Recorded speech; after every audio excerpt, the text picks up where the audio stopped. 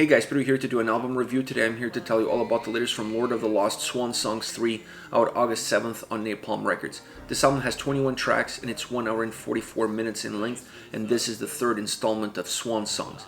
Now this is not 21 brand new tracks. This is a 2-disc release. The first disc is all made up of brand new tracks, 13 tracks in total. The second disc is made up of classic Lord of the Lost songs remade specifically for this album. Now the structure of this record is really simple, but at the same time it offers a little bit of a storytelling aspect to the listener.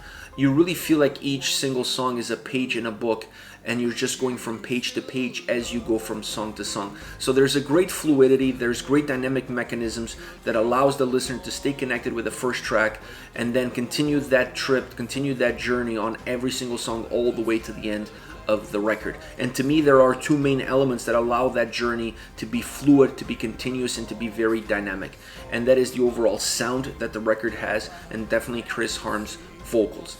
As far as the sound is concerned, I really enjoyed this more acoustic, this orchestration, this more classic approach to Lord of the Lost. It's always been something that I gravitated towards. It has a different vibe, it has a different soundscape, it has different energy, and I like it. It takes you into a different place. It showcases a different side of the band, and it definitely showcases how talented they are as musicians, that they can gravitate towards this kind of arena, create new songs specifically for a release like this, and then also be able to remake some of their old classics and fit them in perfectly. It's almost impossible to tell which ones were made new for the record and which ones are the remakes, because they're so well balanced together that you really feel like they just were all meant to be released as one single album.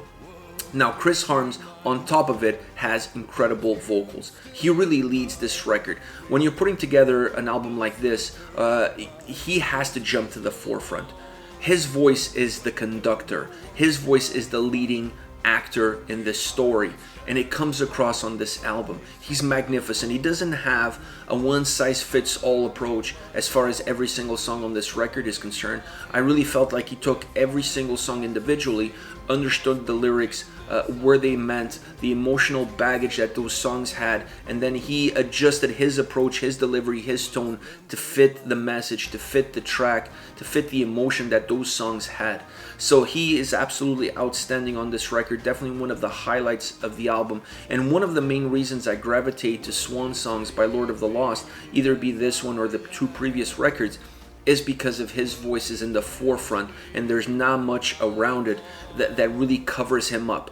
He's able to take the step forward, he's able to shine, and then all the music around it is just to really complement his vocal range and his vocal approach. That's the main reason I always gravitated to Swan Songs, and that's one of the main reasons I really enjoyed this record. Now, as far as tracks are concerned, this album is filled with incredible songs. It's really hard to pick your favorites. They all bring something different to the table, and they all add something unique to the overall structure and flow of the album.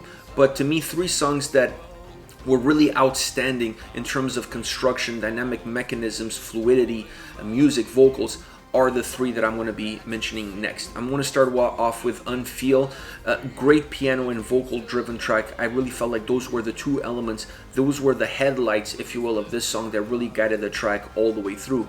The song starts off a lot more stripped down, and then it gains volume as it moves along, and the more it reaches closer to the chorus, the bigger the volume becomes.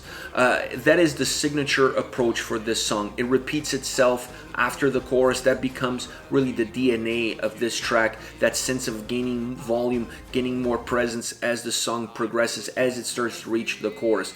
The chorus becomes the heartbeat of the track, very melodic, very powerful, both musically and vocally. It just becomes that presence, that main focus, the climatic moment of this track, as everything is building up towards that chorus.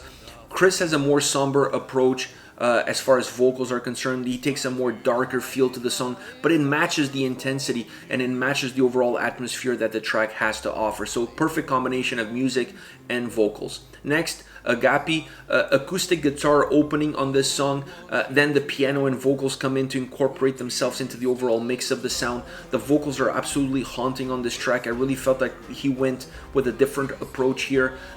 He just gave even more darkness to the way the song sounds with his vocal range, and it works perfectly well for this track.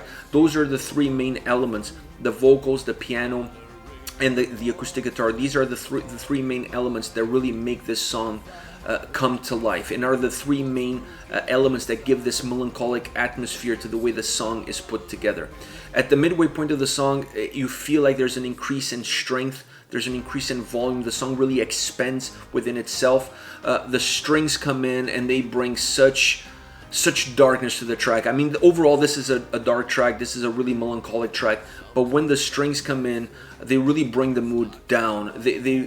All the air is out of the balloon. They really deflate the balloon, and they bring the mood of the track all the way down.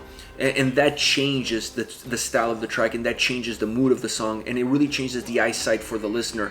It takes you a little bit off your feet. It takes some time for you to regain your place within the track, and then once the song comes back again, you feel that sense of darkness being lifted, but still being very melancholic. A track that, because of these dynamic mechanisms, really feels very cinematic.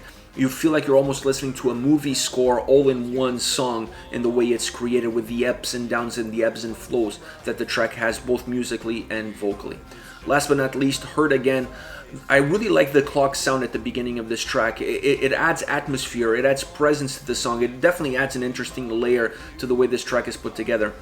This is a song that has a lot more power, not only in the music, but also from the way the vocals are delivered. It's not a heavy song, but it just feels like it has more presence. Definitely has more layers to it, so that adds to that power. And the way the vocals are coming across, they seem not as unsure, not as dark, not as melancholic, so they feel like they're more assertive, and that's where the power is coming from the vocal side of things. Perhaps a representation of the lyrics of the song, of the message that the song has within itself, and you needed that more assertive moment within the track, both musically and vocally, so you're going to get that on this track. So everything starts to come together once you start noticing the content of the lyrics, how the song is put together, that powerful approach from the music and the vocals. Everything just seems to really fit well together in order to give this song a more robust sense, a more robust sound.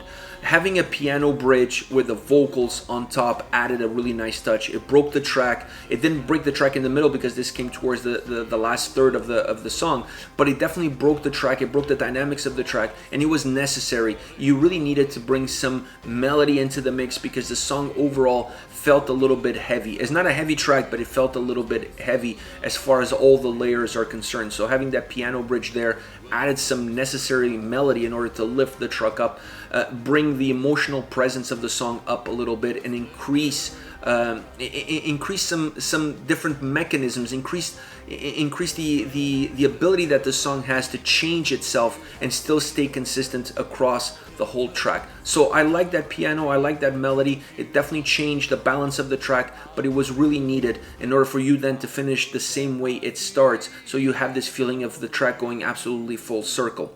This is it, guys. This is Lord of the Lost Swan Songs 3, once again out August 7th on Napalm Records. Let me know your thoughts on the band, on the singles.